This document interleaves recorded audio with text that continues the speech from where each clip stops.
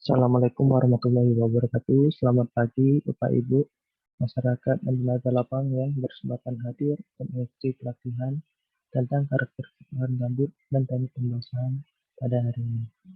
Perkenalkan, nama saya Pancana Faldi. Saya di sini sebagai tim fasilitator dalam pelatihan karakteristik lahan gambut dan teknik pembasahan. Baiklah, sebelumnya saya ingin bertanya kepada Bapak Ibu sekalian, kita ada yang mengetahui tentang karakteristik lahan gambut dan teknik pembasahannya. Baiklah, nah kita masuk ke materi pada hari ini. Jadi pada hari ini kita akan membahas pertama tentang karakteristik lahan gambut, yang kedua tentang vegetasi lahan gambut, dan yang ketiga hidrologi lahan gambut, keempat pengertian dan tujuan pembahasan kembali gambut, kelima teknik pembahasan kembali gambut, dan yang keenam pendekatan dan penentuan intervensi pembahasan kembali gambut. Karakteristik lahan gambut. Gambut terbentuk dari tumbuhan materi organik seperti sisa pohon, rumputan, lumut, dan jasa hewan yang membusuk. Jadi, area dikatakan gambut apabila dia memiliki tumpukan material organik yaitu lebih dari 50 cm. Tumpukan bahan organik ini berupa sisa-sisa dedaunan, pohon, rumputan, lumut, dan jasa hewan yang membusuk. Karakteristik lahan gambut sendiri itu adalah di area yang diapit oleh dua sungai. Fungsi dari lahan gambut sendiri, gambut dapat menyerap 550 gigaton karbon atau setara dengan 30% karbon yang tersimpan di dalam tanah. Tempat menyimpan air, gambut dapat menyerap air 13 kali dari bobotnya sendiri. Selanjutnya, areal gambut juga difungsi sebagai habitat atau rumah bagi aneka satwa langka seperti orangutan dan harimau Sumatera. Gambut juga bisa menjadi sumber ekonomi masyarakat bagi pertanian, perikanan, dan peternakan yang ramah lingkungan. Ketika lahan gambut kering dan terjadi adanya percikan api kecil atau bahan bakar dapat memicu kebakaran. Selanjutnya, ketika areal gambut sudah terbakar, api dapat menyebar hingga lapisan gambut yang dalam. Di kedalamannya bisa sampai 4-20 meter. Walaupun api di permukaan tetap ada, areal gambut di dalam permukaan belum tentu padam. Api bisa bertahan berbagai bahan menjalar ke tempat lainnya. Indonesia dalam peta gambut. Lahan gambut tersebar di 175 negara dengan luas total 400 juta hektar, atau 3% dari total daratan dunia. Luas lahan gambut tropis dunia yaitu 42 juta hektar atau kurang lebih 11% dari total gambut di dunia. Indonesia pemilik lahan gambut terluas keempat setelah Kanada, yaitu 170 juta hektar dan Amerika 40 juta hektar. Luas lahan gambut Indonesia yaitu sekitar 14,9 juta hektar, terletak pada 865 kb dengan luas total itu lebih dari 24,7 juta hektar. Sekaligus sebagai pemilik gambut tropis terluas di dunia. Jadi, persebaran dan luasnya itu di Indonesia. Yang pertama itu ada di Pulau Sumatera, itu sekitar 207 kHG dengan luas 9.600.529 hektar atau 37,8%. Di Pulau Kalimantan ada 109 kHG dengan luas 8.404.818 hektar atau 34,6%. Dan di Papua ada 465 kHG dengan luas 6.595,163 hektar atau 27,2 hektar, dan di Sulawesi ada 3 kHG dengan luas 3.290 hektar atau 0,4%.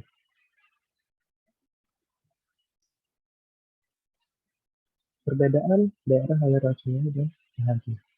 Daerah aliran sungai merupakan suatu wilayah yang dikelilingi oleh puing-puing bukit yang berfungsi sebagai area dataran air. Jadi ketika di area yang mineral, batasan suatu wilayah biasanya ditandai dengan das atau daerah aliran sungai. Sedangkan pada areal gambut, kita bisa menyebutnya sebagai KG, Kesatuan Hidrologis Gambut. Ketika hidrolik gambut merupakan satu ekosistem gambut yang dibatasi oleh dua sungai atau sungai dengan laut atau sungai dengan danau, laut atau lainnya. Vegetasi lahan gambut. Lahan gambut memiliki formasi dengan kubah gambut yang ada di dalamnya. Keanekaragaman vegetasi pada lahan gambut berhubungan erat dengan formasi lahan gambut. Jadi semakin tebal lahan gambut, maka semakin miskin jenis vegetasi yang tumbuh di atasnya karena pasokan hara hanya dari air hujan. Di pinggiran kubah yang merupakan gambut langka memiliki keanekaragaman vegetasi yang lebih beragam. Nah, ini adalah gambaran ilustrasinya. Di pinggiran kubah gambut terdapat keanekaragaman vegetasi yang sangat banyak dan mengarah ke arah kubah gambut, itu keanekaragaman vegetasi semakin menurun. Fungsi hidrologi lahan gambut versus degradasi lahan gambut. Jadi hidrologi lahan gambut itu pertama itu menampung dan menyimpan air dalam jumlah besar saat musim hujan. Kedua, menyediakan air saat musim kemarau untuk membasuh lahan gambut dan suplai air lainnya. Yang ketiga, menjaga dan mempertahankan ekosistem gambut. Ketika di lahan gambut tersebut lahan, maka lahan gambut tidak bisa menyimpan air dengan saat musim hujan. Lahan gambut tidak bisa menyediakan air dan kering saat musim kemarau sehingga terjadi kebakaran. Jika terjadi kebakaran, maka ekosistem lahan gambut akan rusak. Lainnya adalah ilustrasi lahan gambut sebelum adanya pembangunan kanal dan dampaknya.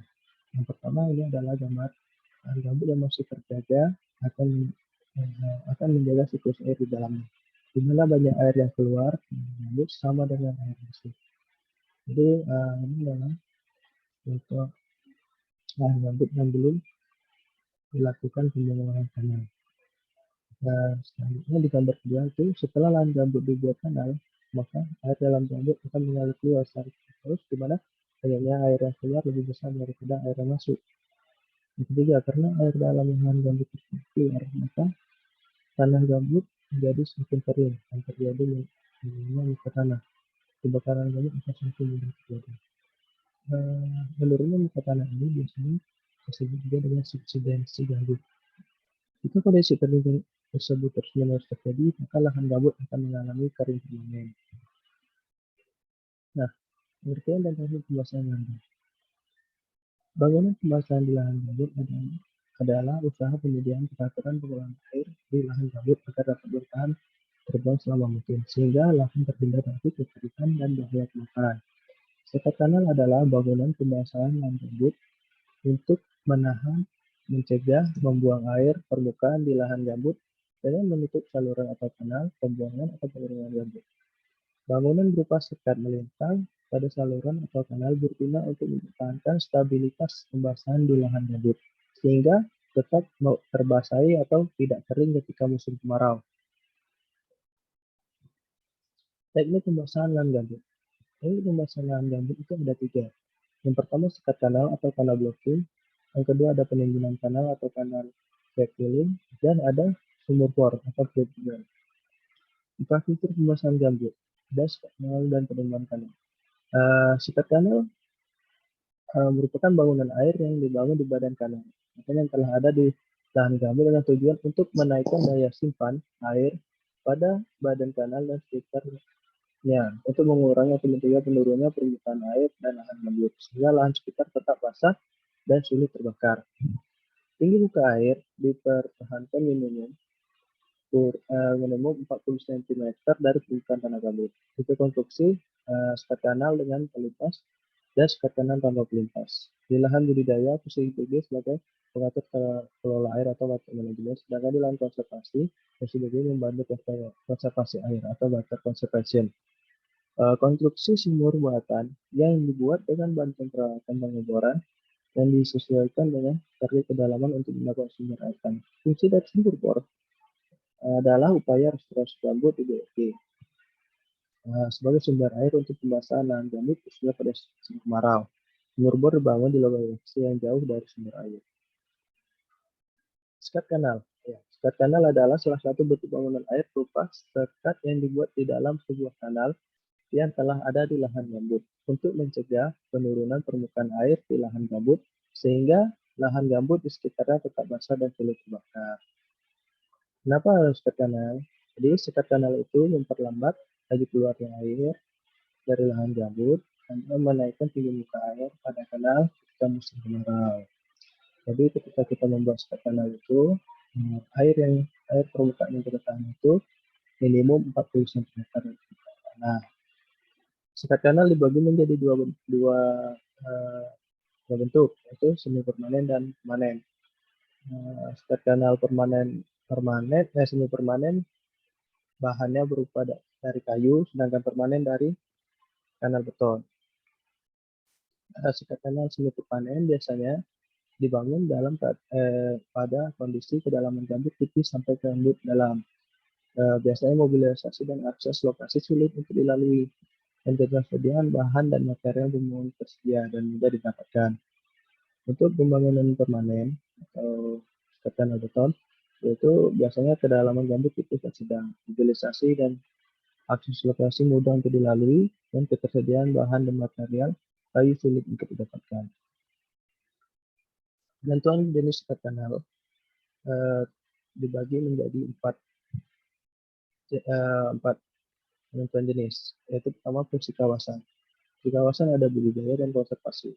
Sekat kanal pada area fungsi kawasan budidaya, yaitu sekat kanal dengan pelimpas.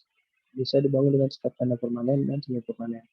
Di area konservasi, sekat kanal tanpa pelimpas. Sekat kanal semi permanen dan penimbunan kanal. Kedalaman gambut. Gambut yang bisa dalam dibangun dengan sekat kanal semi permanen. Gambut tipis sampai sedang, sekat kanal semi permanen dan permanen. Dimensi kanal. Lebar kanal 1 sampai 5 meter sampai 13 meter itu ke sekat kanal semi permanen. Lebar kanal kurang dari 7 meter bisa dibangun sekat kanal permanen dan semi permanen. Akses mobilisasi mudah sekat kanal permanen, jika sulit sekat kanal semi permanen. Ini adalah dokumentasi sekat kanal kayu atau semi permanen. Yang bawah adalah sekat kanal permanen. Sekat kanal beton.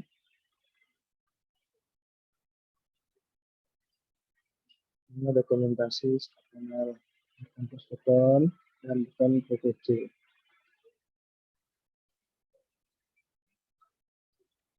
Inilah kita masuk pada penimbunan kanal. Penimbunan kanal adalah salah satu bentuk pekerjaan berupa penimbunan yang dibuat di dalam sebuah kanal yang telah ada di lahan gambut untuk menghambat dan menahan laju arus air dalam kanal dan dilakukan di kawasan lindung dan kawasan konservasi. Ini adalah dokumentasi contoh penimbunan kanal. Kanal untuk melakukan penimbunan kanal. Sumur bor. Sumur bor adalah konstruksi sumur buatan yang dibuat dengan bantuan peralatan pengeboran yang disesuaikan dengan target kedalaman untuk mendapatkan sumber air. Jadi fungsi pembuatan sumur bor sendiri adalah itu kegiatan pembasahan area gambut pada saat musim kemarau. Dan pembangunan sumur bor ini dibangun dikarenakan sulitnya mendapat masukan air di lahan gambut. Dan sumur bor juga berfungsi untuk menjaga ketika terjadi kebakaran lahan, kita bisa mendapatkan sumber air di area tersebut. Ini adalah dokumentasi dari sumur bor. Sumur bor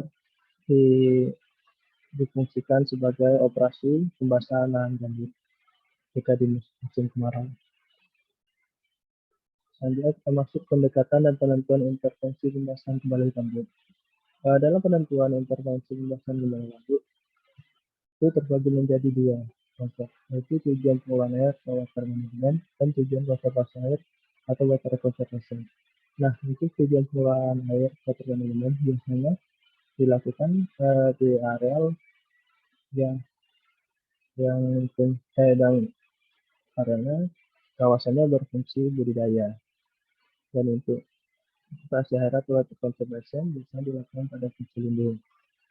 Ketika di areal fungsi budidaya, ketika terjadi kebakaran, maka kita lakukan revegetasi. Selanjutnya, ketika di areal fungsi budidaya terdapat kanal drainase buatan, maka kita akan membangun sekat kanal.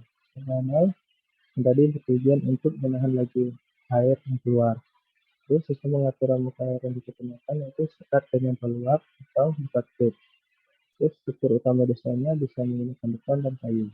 Bahan pengisinya berupa tanah mineral dan gabut matang. Nah, untuk fungsi lindung sendiri, jika terjadi kebakaran, melakukan rehabilitasi atau melindungi kembali, jika terdapat kanal drainase, maka kita dapat memiliki dua opsi, yaitu lakukan penimbunan kanal, yaitu dengan melakukan rehabilitasi kembali dan penguatan struktur dengan menggunakan penguatan struktur seperti kayu atau bahan yang digunakan gabut yang dipadatkan atau kayu mati dan lain-lain.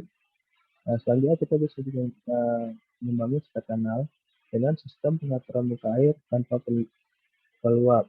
Nah, selanjutnya struktur utama desain adalah kayu, bahan pengisinya berupa tanah mineral dan gabut hitam. Baiklah Bapak Ibu sekalian, mungkin cukup sekian yang dapat saya sampaikan. Lebih dan kurang saya mohon maaf. Mungkin ada yang perlu kita diskusikan. Saya akhiri presentasi saya pada hari ini.